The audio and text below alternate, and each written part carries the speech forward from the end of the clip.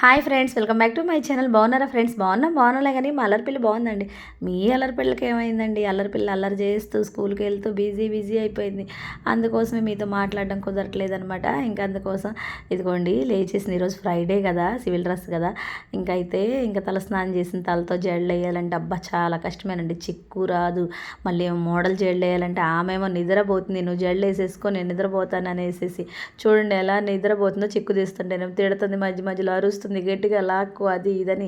అస్సలు నిద్ర లేవట్లేదు. మళ్ళీ జడల మట్టికి చెప్పేసేసి పడుకొని నిద్రపోతుంది కుర్చీలో అలానే. ఇంకా నాకు ఇలాంటి జడేయి మమ్మీ, నాకు అలాంటి జడేయి మమ్మీ అని ఏదో ఒకటి చెబుతూనే ఇస్తూ ఉంటుందండి. నేను ఈ మధ్యకాలంలో ఈ జడలు నేర్చుకుంటున్నాను. ఇంకా నేర్చుకోకపోతే కొట్టేసేటట్టుంది. ఇదిగోండి ఇలాంటి జడ అయితే వేసేస్తున్నాను అనమాట. ఈమెను రెడీ చేసేసి మళ్ళీ లంచ్ క్యారేజ్ ప్రిపేర్ చేసేసేయాలండి. ఈరోజు పొద్దున రైస్ కావాలంట. ఇంకా దాని కోసం ఒక కట్ట అయితే తీసుకున్నాను అనమాట. ఆ కట్ట మధ్యలో డ్యామేజ్ అయితే వచ్చేసేసింది అనమాట. మంచిగా మళ్ళీ దాన్ని క్లీన్ చేయడానికే సగం టైం అయితే నాకైతే సరిపోయింది. ఇంక ఇదిగోండి పూలు కూడా కావాలంట. పూలు కూడా పెట్టేసుకుంటుంది అనమాట. స్కూల్కి టైం అయిపోతుంది, అమ్మాయి రెడీ అమ్మాయి అంటే ఏమన్నా విందో. ఇంకొక విషయం ఏంటంటే మీతో ఒక విషయం అయితే నేను షేర్ చేసుకుందాం అనుకుంటున్నాను అనమాట. ఏంటంటే మీరు యూట్యూబ్లో మనం ప్రజెంట్ యూట్యూబ్లో అయితే చూస్తూనే ఉంటారు ఒకళ్ళ ఛానల్. ఇంకా నేను పలానా ఛానల్ అని కూడా నాకు చెప్పాలని లేదండి. అంటే ప్రతి మనం యూజ్ చేసుకొని వ్యూస్ తెచ్చుకుంటున్నారని కొంతమంది అయితే అంటారు కదా. అందుకోసమని ఎవరి ప్రాబ్లమ్స్ వాళ్ళకైతే ఉంటాయండి. మీరు చూసేవాళ్ళు అయితే వాళ్ళ ఛానల్స్ కూడా తెలుస్తుంది అనమాట. ప్రతి ఒక్కళ్ళ లైఫ్లో ప్రాబ్లమ్స్ లేకుండా అయితే ఎవరికి ఉండవు. భార్య అన్నాక భర్త అన్నాక గొడవలు ఉంటాయి. అవి సాల్వ్ అవ్వడానికి కొంచెం టైం పట్టిద్ది.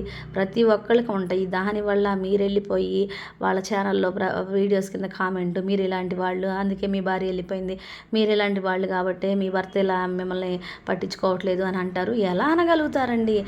మనం వీడియో చూసినంత మాత్రాన వాళ్ళ లైఫ్ని జడ్జ్ చేయగలుగుతామా? జస్ట్ సంవత్సరాలు కలిసి ఉండేది వాళ్ళు. ఇప్పుడు మనమైనా అంతే. మన లైఫ్లో ఫేస్ చేసేవన్నీ మనకే తెలుసు కానీ పక్కన వాళ్ళకి ఎవరికి తెలియదు. చూడకుండానే 100 మాటలు అనేసేస్తారు. ఎలా అనేస్తారు నాకు అర్థం కాదు. తను ఎలాంటి వాడు, ఆమె ఎలాంటిది అనేది మీకు ఎలా తెలియగలిగిద్దండి ప్రతి ఒక్కళ్ళ గురించి. అందుకే నేను ఇలా వదిలేసేసాడు, మీరు చేసేవి ఇలా ఉంటాయి అలా ఉంటాయి అని ఎలా అనగలుగుతారు? మీరు ఎలా కామెంట్ చేయగలుగుతారు? నాకైతే అస్సలు నచ్చదండి.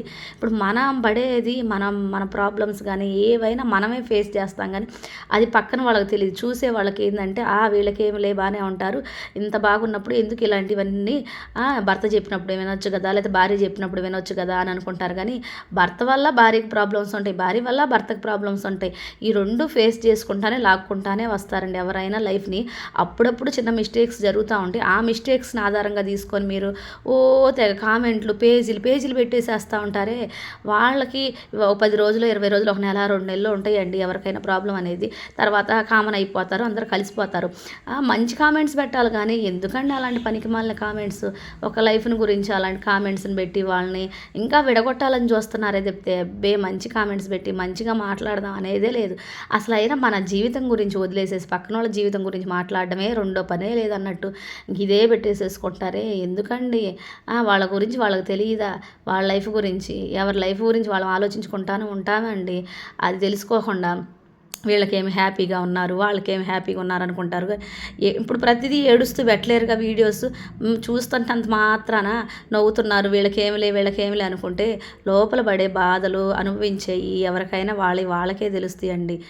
ప్రతిదాని గురించి కామెంట్లు పెట్టేసేసేసి ఎందుకండి అవసరం అంటారా? మన లైఫ్లో అసలు ఎన్ని ప్రాబ్లమ్స్ ఉన్నాయో మన లైఫ్ గురించి మనం అస్సలు ఆలోచించుకోం.